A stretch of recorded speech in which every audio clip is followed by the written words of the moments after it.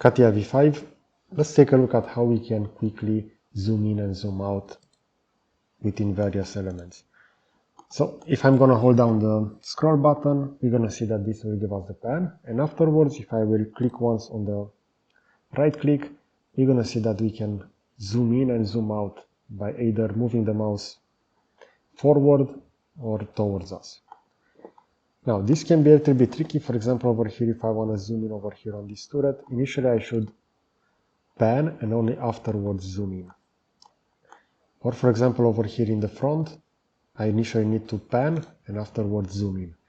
But if you're going to hold down the shift key, afterwards you can drag a new camera, and we're going to see how CATIA will do that directly for us. For example, I want to position the view over here on the machine gun. I can hold down shift, position the mouse homeward in the middle, and I can define how large I want that zoom in to be.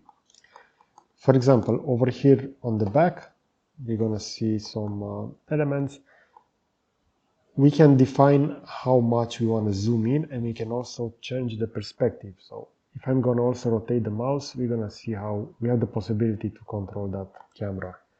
And we're going to see how that will look.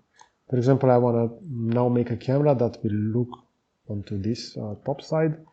So again, I can position that, and afterwards I can define the incline of that angle. And we can easily zoom in and zoom out using that trick over here. We can also use the plus and minus button over here, but I don't recommend this, since this is the worst method to zoom in and zoom out within CATIA. Okay, so I hope you enjoyed this kind of content. I will position a similar video over here on the left side and the subscribe button to the right. So that's it. Thanks for watching.